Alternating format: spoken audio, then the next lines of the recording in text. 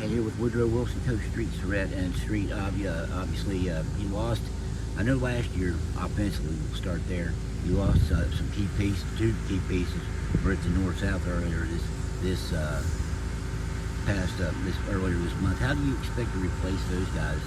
Well, it's just next man up. It'd be hard to replace, but that's why you have guys that work to have a JV program and move up. And we're going to have some guys, some running backs move up in some spots this year. So, they did pretty well in JV and in some varsity games last year. So, like Landon Jones and Bryce Ford that you talked to earlier, they look for some big things out of those two young men. You told me they were on the 9-1 JV team, lost on a conversion. Yep, on a 2-point conversion to Princeton. That close to being an undefeated team. How much did it help them playing and getting their cutting your teeth on a winning Man, team? it's JV programs are so important. Some coaches they cancel JV games or don't have JV programs, and man, that's your feeders. Just like your middle school is your feeder, your youth league's your feeder. If you don't have that stuff, it kills you when you get to your varsity program. So they are moving up. Your expectations for them? I mean, you said they, next man up. Yep, we set them high. Those guys will be able to do the things. Might not be as fast as what we was, but those guys will be able to run the ball just like as hard as any of the backs we had last year. Landon Jones, his brother, was a quarterback for you. How does that help having a sibling come up? Not the same position, but kind of in a leadership. Man, I'll tell you, those Jones boys just tough, hard-nosed kids, and Landon's just like Jay, tough, hard-nosed. So, anytime you got a wrestler at your running back positions, those are tough kids, and I look for big things out of Landon.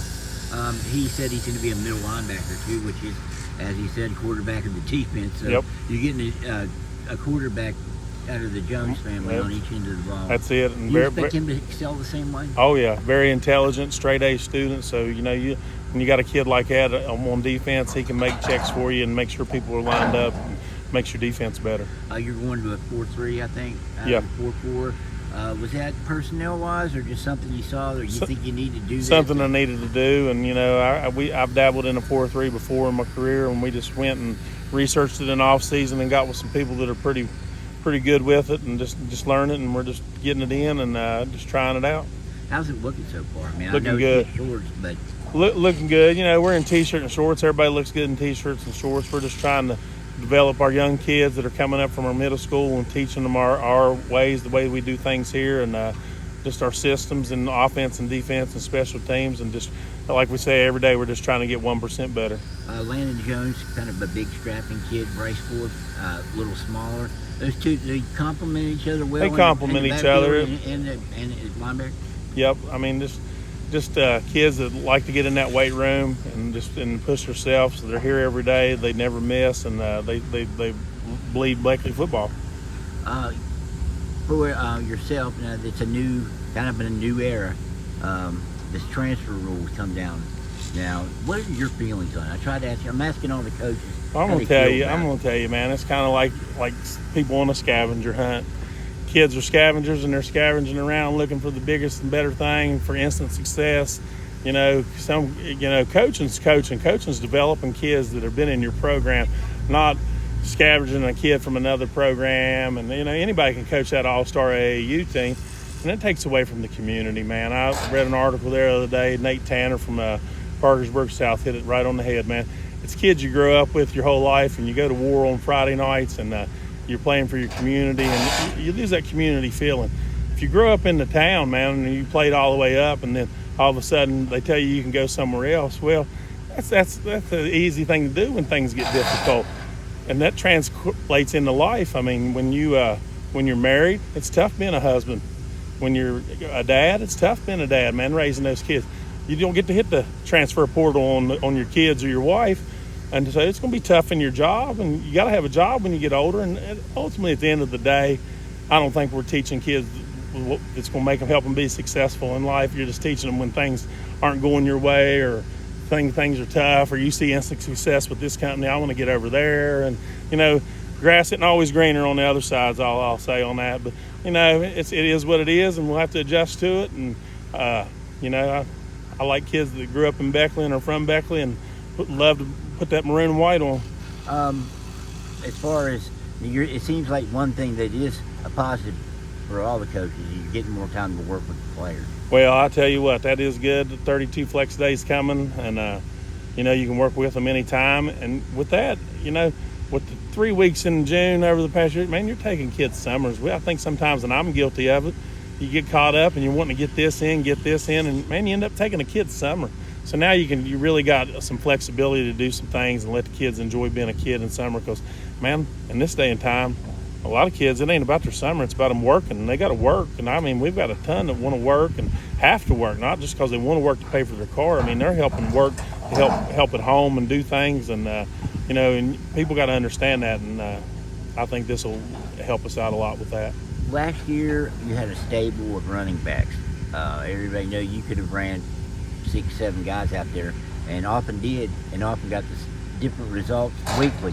One guy might stand out, so you stay with the hot end. You see that happening this year? I mean, and are the two guys I talked to, Jones, are they just part of a bigger... They're just part of the corral. You know, we've got some other guys in there, Christian Stewart, Elijah Waller, Isaiah Bolt. We got some young guys that I've seen some good stuff out of, and J.W. Wines and Elijah Pittman. And I know I'm probably leaving some guys out, but I'm going to tell you, man, it's just going to be just like last year. We're going to have a bunch of backs, and we ain't worried about who's getting what carries, who's getting what stats. We're just out there, and the ultimate stat is at the end of the game with a win. You had, I think, 6 guys with 200 or more yards, maybe 7 guys. You envision that again? And yep. How much fun was it for you and your coaching style to do that last year? It's fun with those kids just to see the excitement on their face, because sometimes you get in there and they say, well, he's going to get his 100 yards and all this, but then all of a sudden the next week this guy gets 100, this guy gets 100. So it's fun to watch the kids excel, and that's what you want them to do. I mean, you know, if you're just a I back or a single back and one back's getting all the carries, and then what's that tell all those other kids that's in that running back position? This tells those young guys that have come up from our middle school, man, there's a chance I could get in there if I run hard and I block for my guy.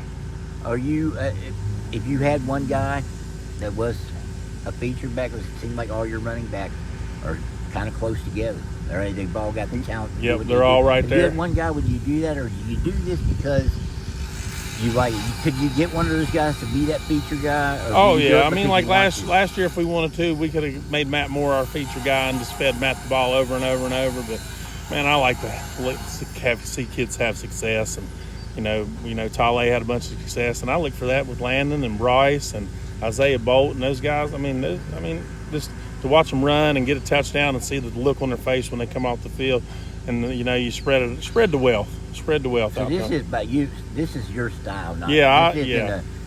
You could get that out of 2 or 3 different guys. Yeah, I like spreading it around, and you know, and then and the quarterback Devin Richards has been coming on good, and we got some guys. Those guys can jump out there at receivers too. You know, Bryce and Landon, they jump out there at the slot. You got Elijah Waller and Christian at receivers. MJ Staples, Magic Staples' son. You know, he's another back that I left off there. So those guys, the key to being a back for us is you got to be able to block for each other. And those guys, you watch, and you know, everything's on air and bags out here, but I believe they're going to block for each other, and that'll be huge for us this year. Same as last year. Same as last year. Different cast. Yep, just different cast. All right. Hey, Street, I appreciate the time, and we'll be talking to you again. It's almost August. Hey, thank you, Dave. Appreciate you.